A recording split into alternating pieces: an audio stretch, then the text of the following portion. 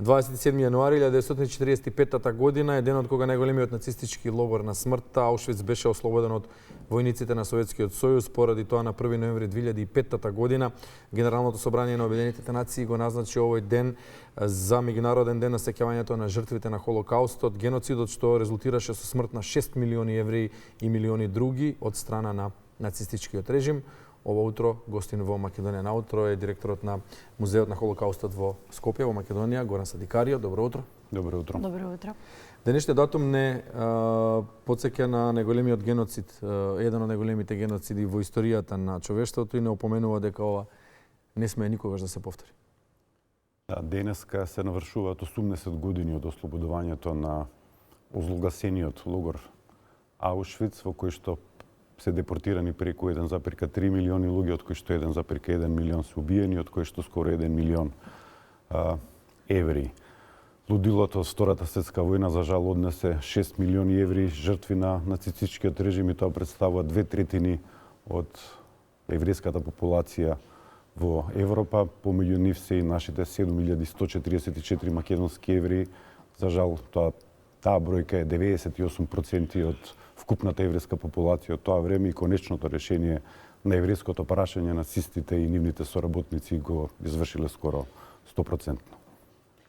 Различни активности низ целиот свет се одбележува 27 јануари. Главната порака е осуда на сите манифестации на верски или етничка нетрпеливост во светот. Како Македонија ќе се приклучи на одбележувањето на денешниот ден? Македонија има своја делегација која што учествува на комеморативните активности за ослободувањето на Аушвиц. Председателката Гордана Силјановска-Давкова е таму со представници на еврејската заедница.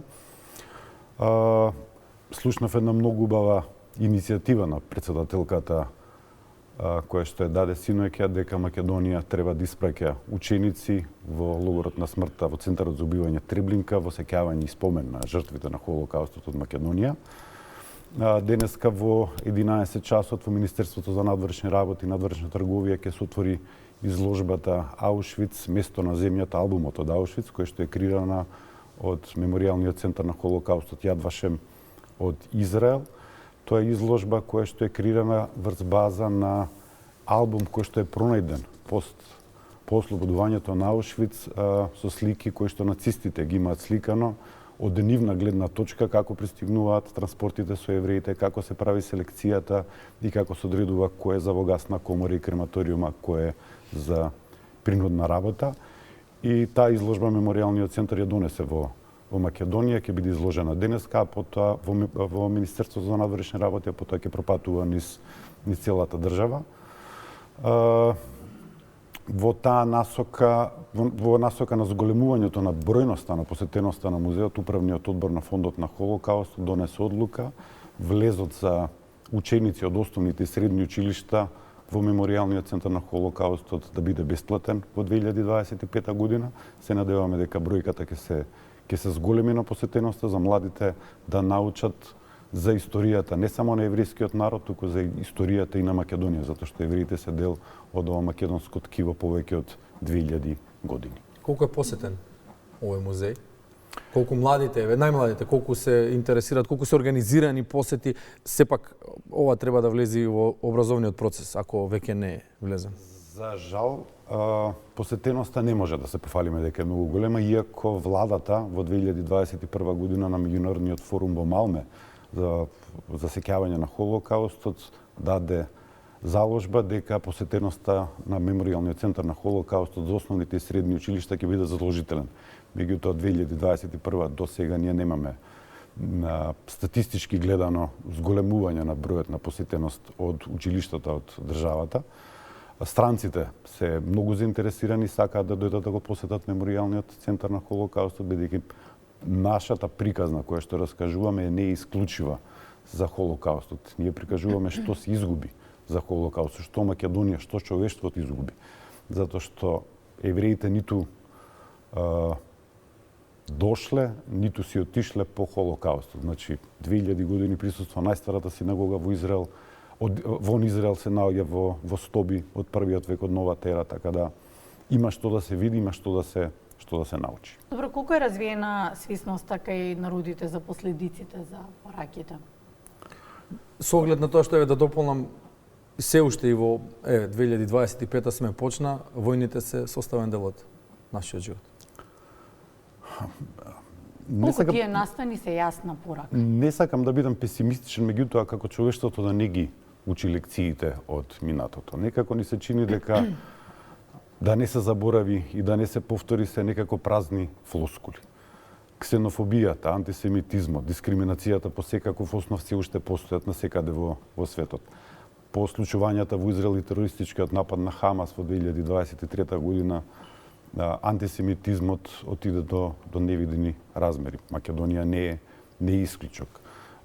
Утрово прочитав една колумна, една статија во која што за едно истражување кое што е направено во 13 европски држави, дури 93% од евреите во Европа стравуваат за сопствениот живот. 2025, 21 век, 80 години по Холокауст. Очигледно дека лекциите од минатото за девијантните појави не се научени.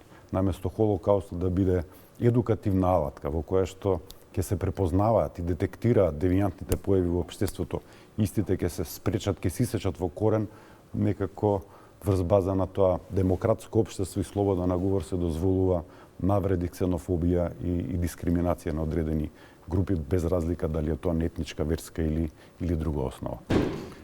Добро, колку жртви, сведоци на Холокаустот има во Македонија? За жал во Македонија има само еден преживен од Холокаустот. Тоа е господинот Благоје Младеновски, ако се сеќавате на филмот Трето полувреме, тоа е приказната за неговите родители, неговото раѓање и на неговиот брат. Така да, за жал само еден преживен, кој што се уште ги нема слушнато зборовите од окупаторските сили од тоа време на извинување и барање прошка. Што е она што евреите ќе да не биде порака, туку што е она што евреите како нека биде порака од нив ќе му порачаат на современиот свет? Најнапред мир во светот, разбирање и диалог помеѓу народите, етничките заедници, бидејќи само така ќе може да одиме напред. Треба да се запознаеме едни со други, да учиме едни за други, за да може полесно да се разбереме едни со други. Не да живееме едни покрај други, туку заедно едни со други. Историјата не учи, историјата на Холокаустот не учи дека доколку не бидеме гласни, додека не застанеме, ако не застанеме на патот на злото, историјата може да ни се повтори. А може ли човекот да застане на патот на злото кој што доаѓа од човекот? Секако дека може. За тоа е потребно градење на коалиции, едукативни програми, образованието е главниот столб преку кој што може да се направат овие превентивни мерки за сузбивање на сите девијантни и зли појави во општеството. И уште едно прашање вака социолошко, човечко, верувате ли во општество на луѓе, во општество во кое што ќе владее апсолутен мир? Секако дека верувам. Секој човек треба да верува во тоа и да се стреми кон тоа. Можеби да се стреми кон тоа е најважната порака. Благодариме за гостувањето. Никогаш да не се заборави, од нас не е флоскула, туку го мислиме тоа. Благодариме уште еднаш. Колегата Мартин Николовски подготви еден материјал на оваа тема. Да, подготви материјал, преживеан од Аушвиц, ги раскажува травмите колегата Мартин Николовски. Нафтали Фурст никогаш нема да го заборави својот прв поглед на концентрацијониот логор Аушвиц-Биркенау на 3 ноември 1943 година, кога имал 12 години. Нашиот холокауст започна во 1938 година, кога бев 6-годишно момче. Од мојата 9 до 12 години бев во 4 концентрациони логори. Така, секогаш живее во неизвестност и страх. Понекогаш повеќе, понекогаш помалку, но јас немав нормален живот.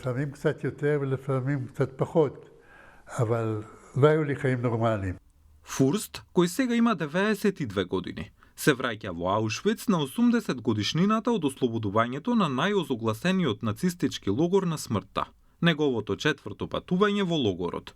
Секогаш, кога се враќа, помислува на првите моменти кога пристигнало неговото семејство. Од возот бевме наредени десетици луѓе и не одведоа во Биркенау.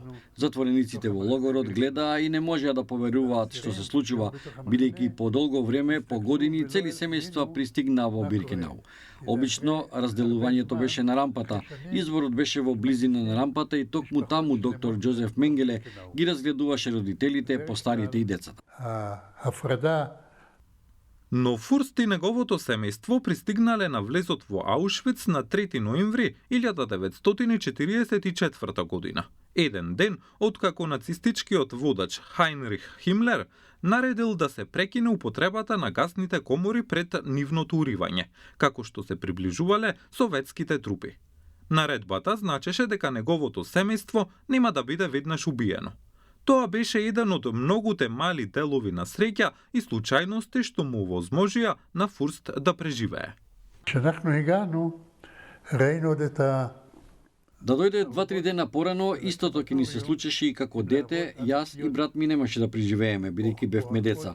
Немавме шанси за опстанок. И што се случи што на 3 ноември преживеавме, на 1 или 2 ноември Химлер наложи да престана да работат гасните комори. Секогаш ме прашуваат како преживеа. Секогаш велам дека ми требаше многу среќа за да преживеам толку тешко време. Речиси 6 милиони европски евреи беа убиени од нацистите за време на Холокаустот, масовно убиство на евреи и други групи пред и за време на Втората светска војна. Трупите на Советската црвена армија го ослободија Аушвиц-Биркенау на 27 јануари 1945 година, а денот стана познат како меѓународен ден на сеќавање на Холокаустот. Имаше многу моменти на очај во Аушвиц-Биркенау и на кое било друго место. На маршот на смртта моравме да одиме гладни, без цел, без знаење каде одиме, до кога ќе одиме, а видовме дека оние што застануваа веднаш беа убиени. Фурст и неговиот брат го преживеа маршот, но беа разделени во следниот камп. Кога Фурст беше ослободен од Бухенвалд, снимен на позната фотографија на која беше и нобеловецот Ели Визел, тој беше сигурен дека е сам на светот. Но за неколку месеци, на повик на таткото на Фурст, четворицата членови на семејството повторно се собрале на адресата што ја запамтиле. Остатокот од нивното семејство, баби, дедовци, тетки, чичковци, сите биле убиени. Неговото семејство подоцна се преселило во Израел, каде што се оженил и има ќерка и 4 внуци. Цело време за време на маршот на смртта гледавме во рововите ранети и убиени луѓе. Беше пекол, вистински пекол. Кога ќе опишам некого што е пекол, значи ова е пекол. Очигледно, одите гладни, жедни, без надеж и гледате труповите и плачете. Ова е Холокаустот. Фурст знае дека тоа е еден од ретките преживеани од Холокаустот кои се уште можат да отпатуваат во Аушвиц, па затоа е важно за него да биде присутен таму за да ја одбележи 80 годишнината.